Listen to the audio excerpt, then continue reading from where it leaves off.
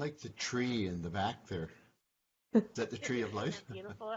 That's a chapter you want to read, by the way, the tree of life. Good morning, everyone. Fascinating. It's Rhonda from Spirit Sessions, and I'm here with my host, Teresa Warren and Bex Marie. We're here with Delahhnova Starr-Livingstone, and we're going to be talking today about a very complex subject. So we're only going to give you the little tiny highlights, and we're going to direct you to his websites to see the rest.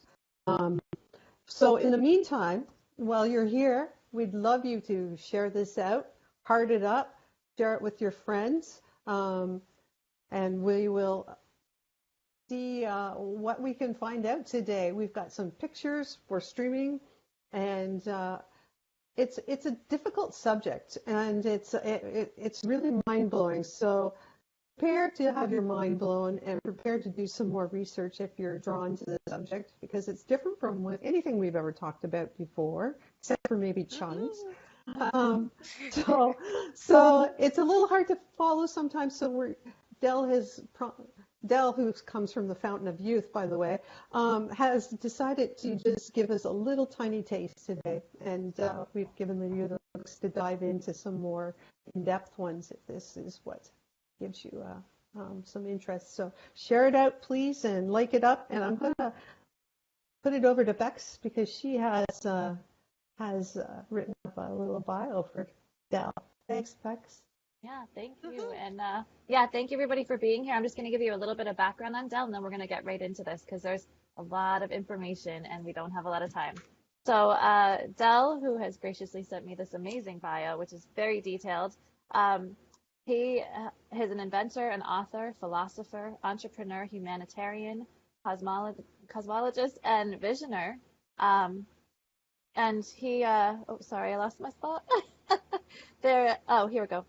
He, in the early 70s, underwent a Christ Melchizedek teaching for the first half of the 70s, where he became fully familiar with the fundamentals of higher dimensions.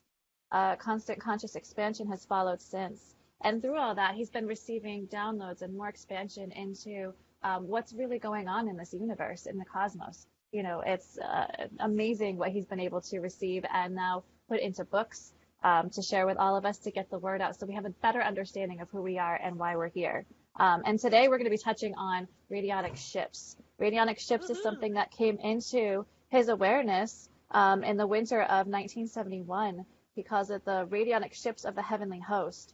And in the 90s, he was shown how to recognize their presence and by specific cloud signatures that they made when they teleport into the Earth's fourth dimension. He's going to talk to us about that today. So I just wanted to give a highlight. You can find more information about him and all of the work that he's been doing on his websites, which we'll share. And I promise you, you're definitely going to want to hear more because this is not something we can fit into our half-hour time slot. So anyway, Teresa, if you have a question for Del, and thank you, Del, for being here today. Thank you, Del. It's amazing to meet Teresa. somebody and to aspire to the knowledge that you have. I'm so excited, and thank you for your time and showing this with us. I normally am looking at the ground looking for pretty rocks. Okay, now that I've met you, I am going to be looking in the skies. And after I saw that first interview of you, talking about the radionic clouds and showing the pictures, I told my son about this. And now even my son is looking up into the clouds now, and he took a beautiful picture of what you call a fallout hole. No, fall hole. Fall hole, yeah. A fall hole. Well, Yeah. that's yeah. Not that one, yeah. We're going to get back. She'll Don't find forget it. that one because Yeah. I'm going to have to need that because I sent a bunch of photos to be used in this, but they didn't come through. So we're going to have to cobble together what we have. But that's one of the Sure. ones we're going to be going to. And so it's so neat to know that just the normal clouds out there that we're admiring, some of them are actually showing us more things. And this is what I'm excited to hear about. Who are these? Why do we only see the impressions in the clouds? And who are they? And so, Rhonda, can you find that fall picture? What'd you call Well, it the fall again? hole, the fall hole is a very secondary, sort of a secondary part. So we'll go Okay. through it and then we'll come back to it after we're Yeah, done. yeah. Okay, okay, that's fine. Let's see these other ones then. And then you Okay. can start sharing with us the other radionic clouds, like The that one first with one the you had sun up. in the middle of it, you can leave that up when I Yes. start talking because That one? yeah, I'll That one? get to that one Yes. pretty quick. Okay. Okay. Okay, what is this all about? Well, long and the short of it is, unbeknownst to everybody, there are actually two types of UFOs is the wrong term, but UFO works. So UFOs up there, 1,000 tin pots, which are the ones that the scientists and the UFO community chase around. These are ships that are from the lower part of the fifth dimension. They're from a 25. There's 2,500 planets inside this local universe of 1,000 galaxies, which is where they're from. They have the capacity to project into like Earth's atmosphere and precipitate down into the third dimension, so you actually see them. You know, they're actually materialized projections. And there's, as I say, there's only 1,000 of them. You see one today, you see one tomorrow. It's like a shooting star. There's 2 hours later another one. There's not that many. And they are all part and parcel of the tail end effect of what's called, this is going to be a mouthful, and it's a big part of the second part of this conversation. They're a part and parcel of what's called the Luciferian self-will rebellion of the cosmic overplus. People know about a Lucifer. They know some that there's a rebellion without having any idea what that meant. But the rebellion, Luciferian rebellion, started 5 billion years ago. It was ended officially 2,000 years ago, and we are now in the cleanup in the aftermath called Armageddon. And Armageddon is affecting 1,000 galaxies of this local universe. It's not a little sword fight on the side of a hill somewhere like the religious people think. It's a fairly big deal. The lesser frequencies, or it's called a contamination, frequencies from the Luciferian effect are being swept or cleaned out of creation forever because they're very, very anomalous. What happened in the Luciferian rebellion is that the bottom line, I'm going into a bit of teaching first, then I'll get to the ships, because it's, you need sort of the backdrop part. The bottom line of creation is the fifth dimension. There is nobody in the third dimension. Creation is 900 trillion light years across, and it's still in diapers. It's just getting going. Now, there's no such thing as time and space. Everybody knows this in the higher dimensions, but 900 trillion light years gives you an idea of how big things are compared to, 14.5 billion light years that the scientists say. It's 900 trillion light years across. The bottom line of all of that is the fifth dimension. The fourth and the third dimensions are like your furnace room with the furnace and the hot water heater, that kind of stuff.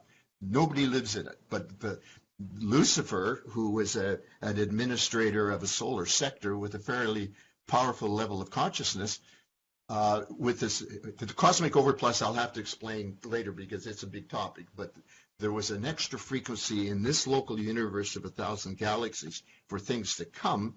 It was called a cosmic overplus, which means there was a override of the intelligence factor. Creation is intelligence, energy, and substance. That's all there is. All of creation is manifestations of intelligence, energy, and substance. So there was an override of the intelligence factor put in this local universe, and Lucifer saw a way of using that overplus frequency to be able to bring consciousness down into the third dimension, which is also triune. The seventh dimension is triune, intelligence, energy, substance, in equal amounts. The dimension that we're existing in right now by error or whatever, we're in the third dimension, but first dimension is intelligence, the second is energy, third is substance, but in this down here, it's a triune factor. Like you don't see intelligence over there and substance over there. It's intelligence, energy, substance all at the same time. Lucifer said, well, that mirrors what's going on in the seventh. So if I can bring the evolution down into the third dimension and create stress and heart, they'll have to matriculate faster in order to survive, and they're ready to go up into the seventh dimension faster. So that he was trying to find a shortcut to the Yep. seventh dimension, more or less, right?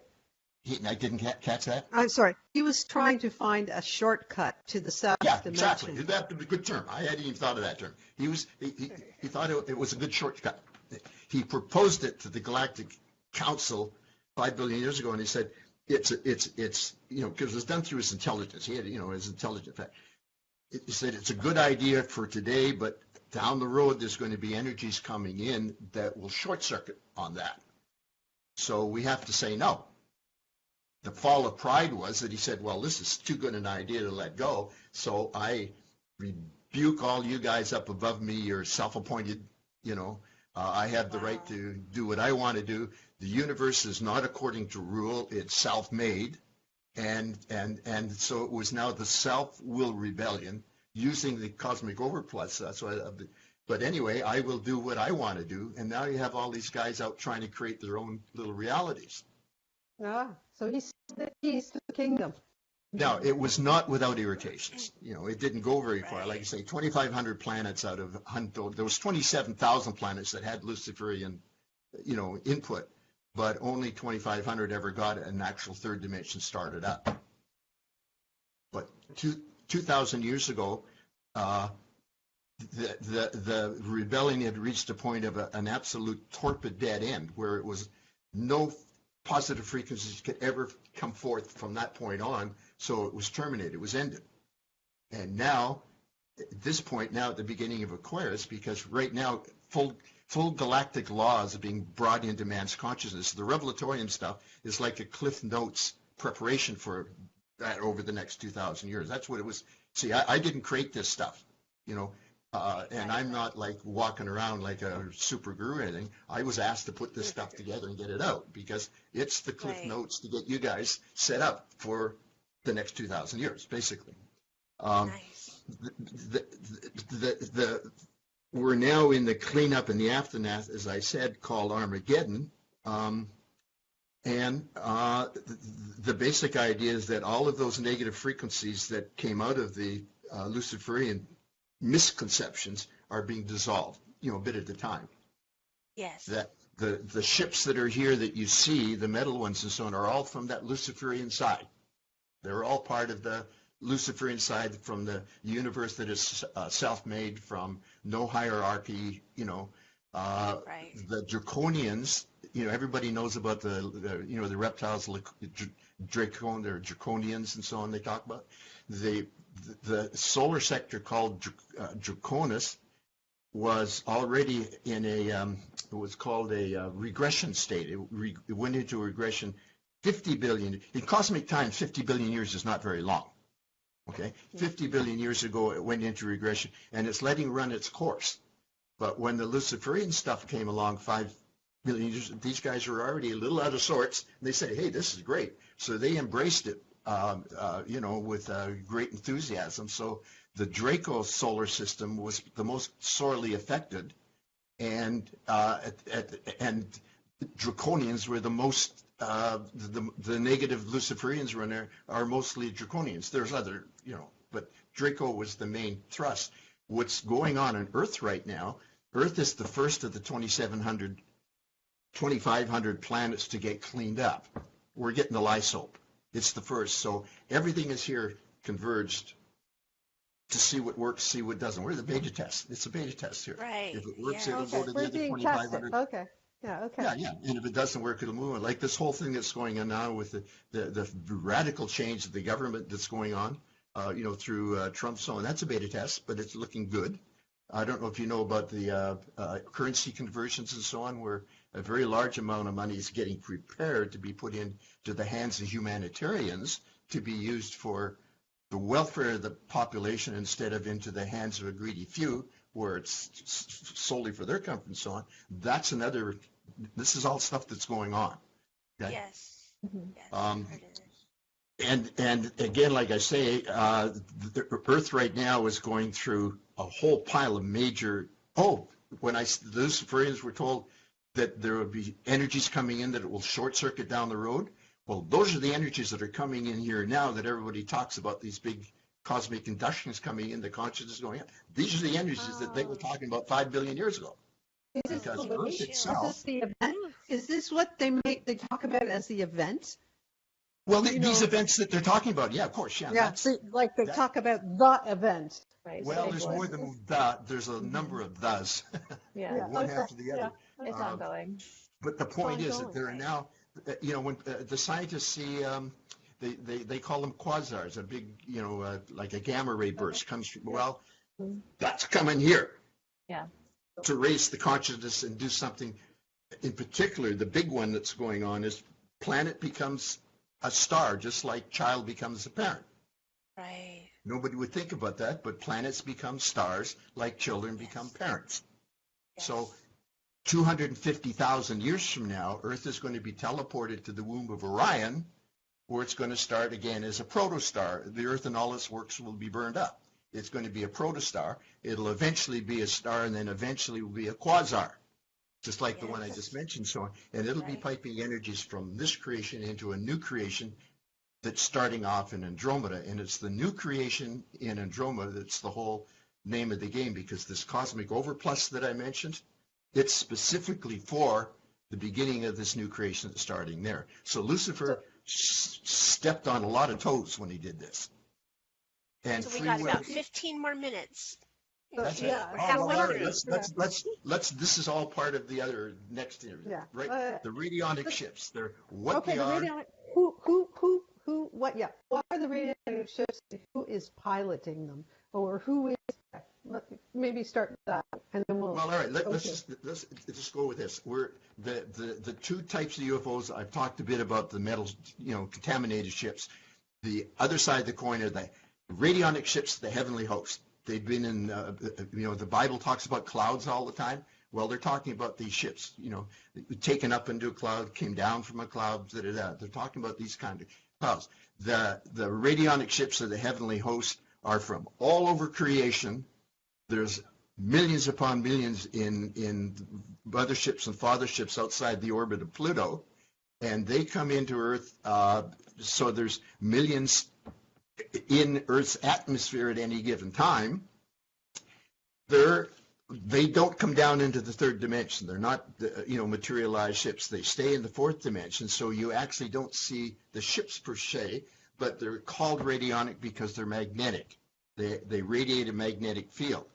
And when they're down into, Earth's atmosphere, their magnetic field goes out and it causes the water vapors moving through to ionize.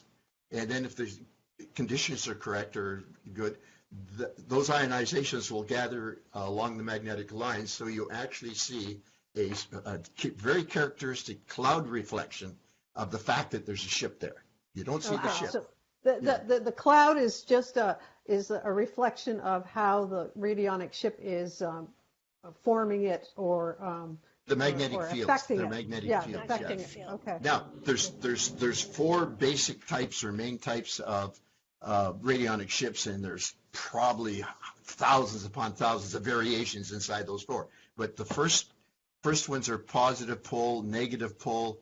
I use the term, I was given the term to use, called anchor ship clouds. These are like tugboats that have very small but very powerful engines. Well, these are very small ships, but they have enormous magnetic fields. And they'll project together as a pair. You can't have a positive pole all by itself in nature in any of the dimensions, because the creators are positive and negative, mother and father, male and female, that have to be together. So they'll project as a pair. They'll set up 180 degrees opposite each other, positive pole, negative pole, and they set up a magnetic field overhead like a big tip. Now that's a negative pole radionic anchor ship cloud.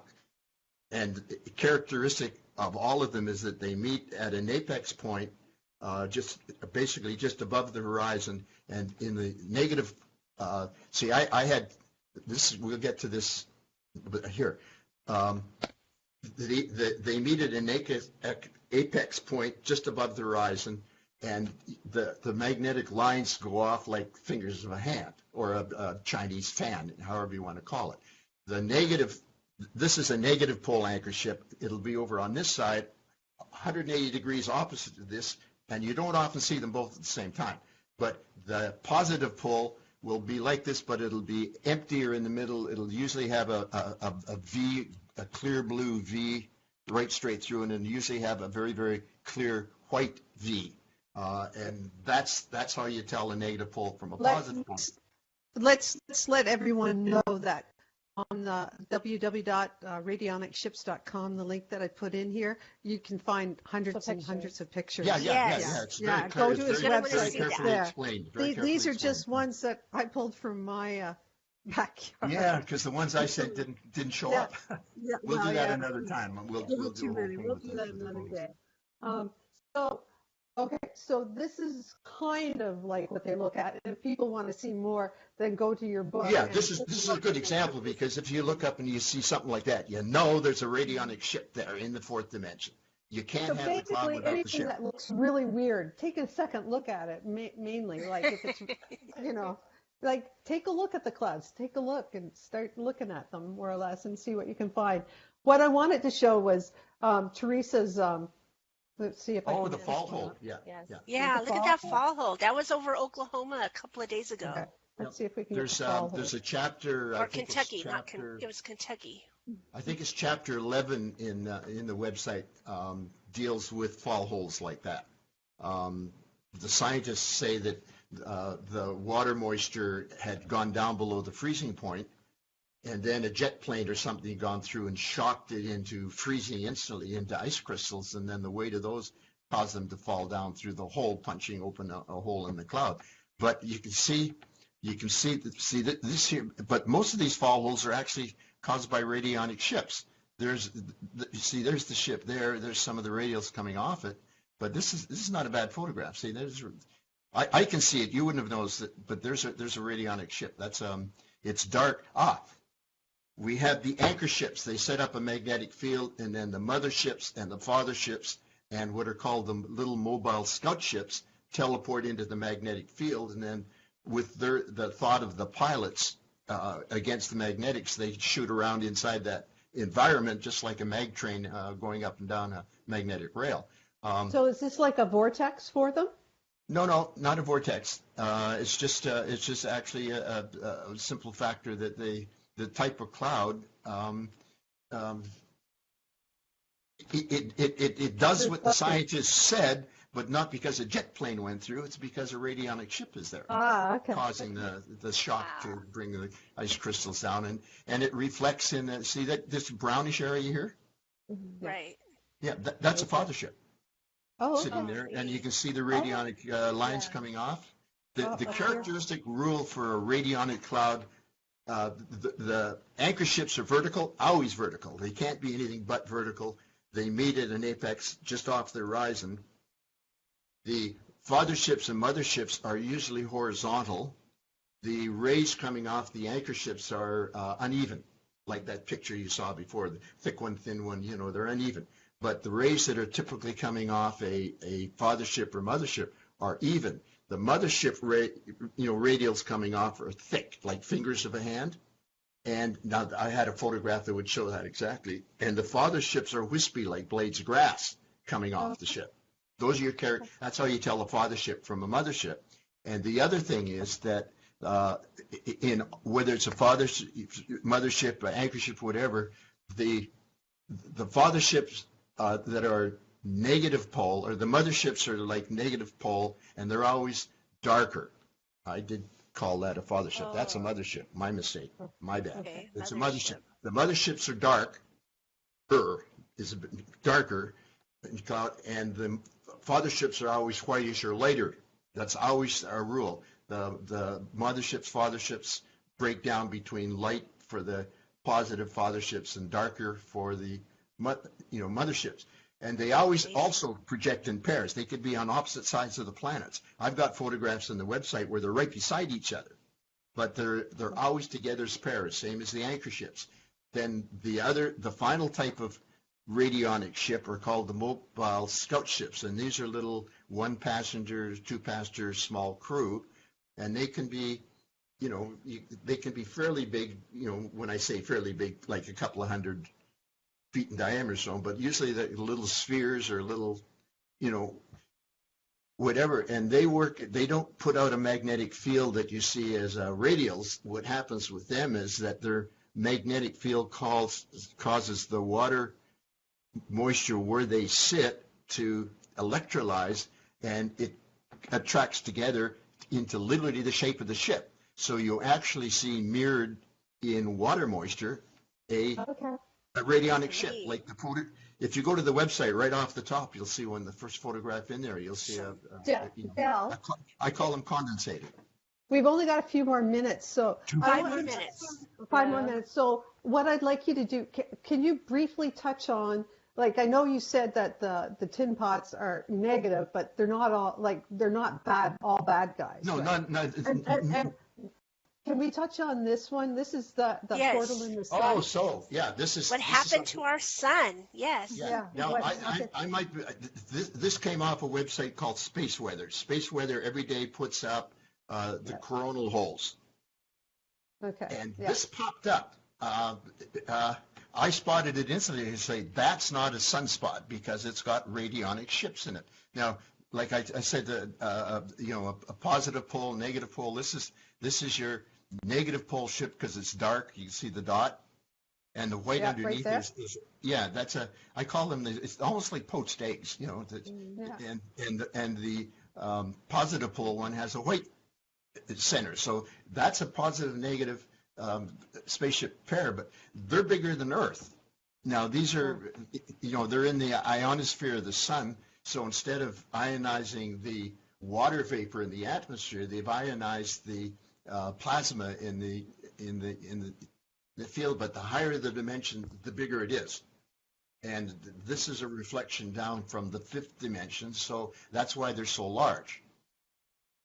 This stayed put. Well, just to finish off, because I got 2 more minutes. This popped up in this Space Weather's picture of the daily presentation of the sunspot and coronal holes, and I said, wait a minute, that's not a sun. So I photographed it. It rotated after 4 days, 3-4 days. It had rotated off to the left limb.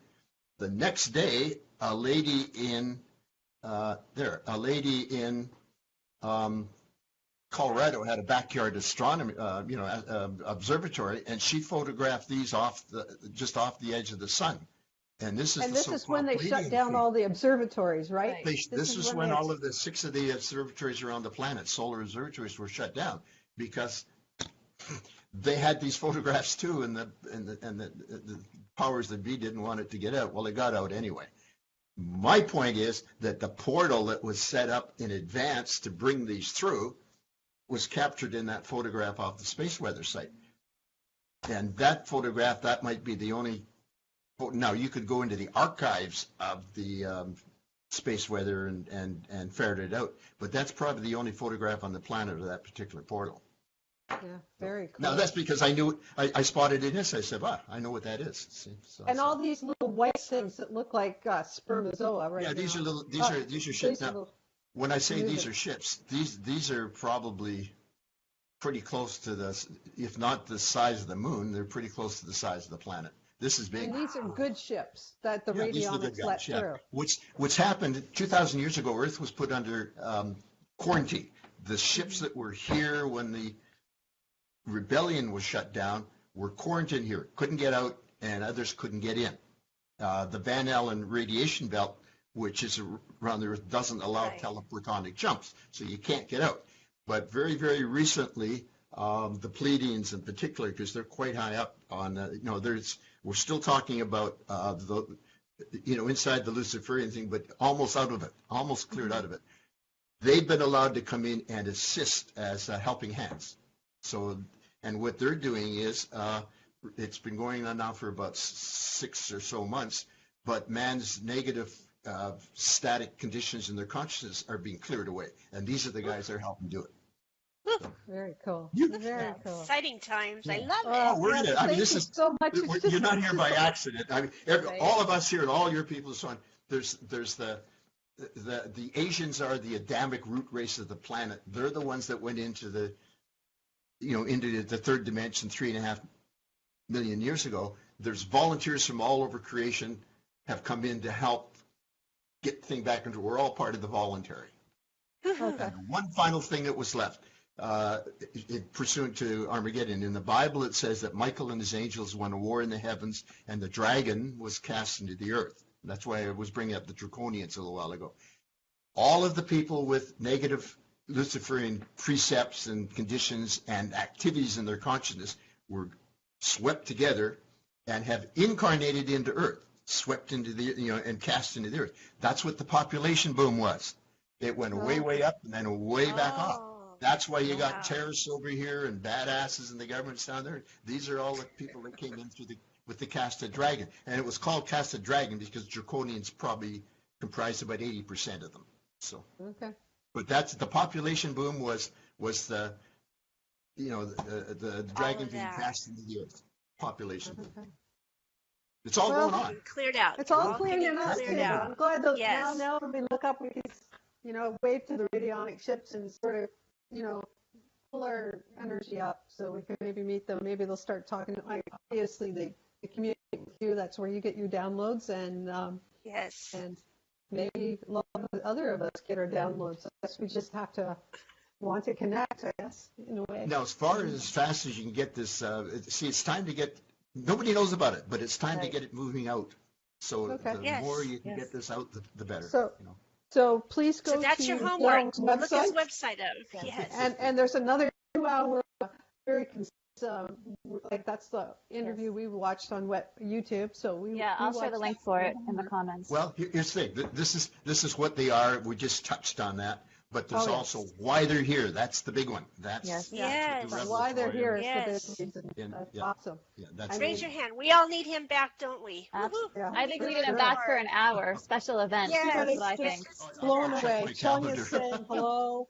Yeah. And there's so many people just, and Emily wanted to announce that, Vivian wants to announce that Nancy Louise was the winner of last week's reading as well. Oh, yay. Okay.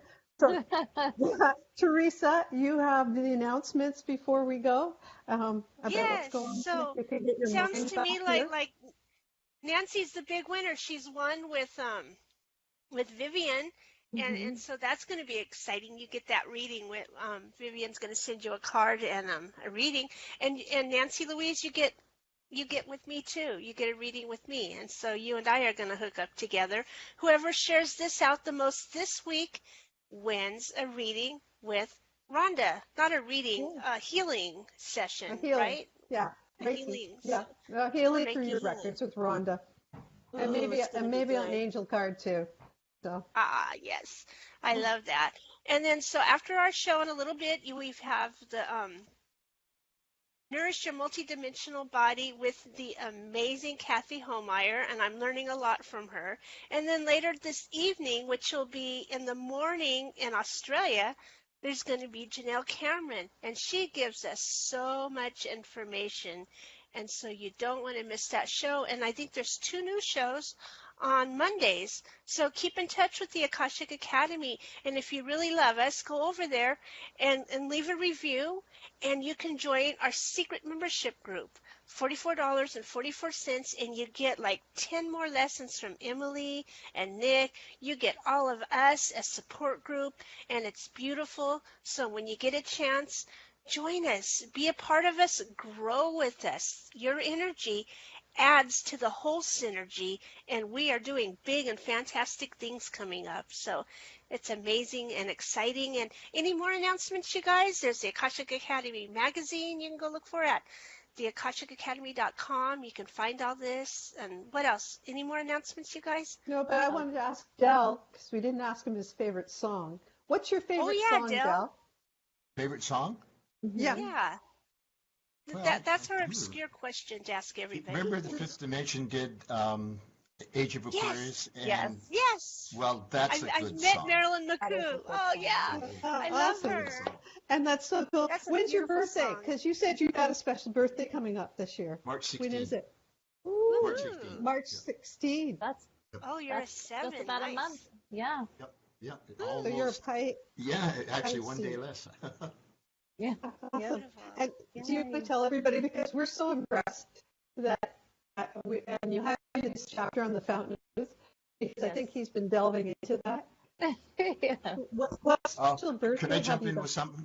The Sure. Fountain of Youth is one chapter out of the Revelatorium book, which has about 17 or 18 chapters. It's one Yeah. chapter. By the way, this is not researched information.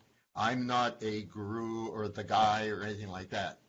I was given the information to wordsmith it. That's why I don't call myself an author. To wordsmith it into language that other people can grow with the concepts, and that's what Nice. that's what it is. It's like Cliff Notes. I use the term Cliff Thank Notes. you. It's literally a Cliff Notes. So, Thank you awesome. for doing that. All right. Thank you. Thank you.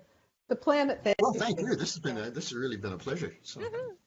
It's been fun. so- Yes. Well, thank you, everyone, and join us next week. Who's our guest next week? Amanda Marie. Yes. Amanda Marie. Oh, I'm so excited. Yeah. And that's she awesome. was just on the show at 11, Right before our Yeah. show. right before our Yeah. show. So Yeah, this is like, this is Go like ahead. what? oh, I was going to say, this is like a very advanced spiritual version of the host on TV. Yeah. you know? Yeah. Yes. Pretty much that's what we. Thank you. That's So kind go of like for it. what we did. That was our This is- intention. Yeah. Yeah, Keep that's it our going. intention. Yep. Nope. Yeah, very little politics, but we love you and see Yeah, you looking on forward to next- meeting you again. Yeah. Absolutely. See you next week, everyone. Stuff. Bye bye. Wow. Namaste, friends. Have a blessed week.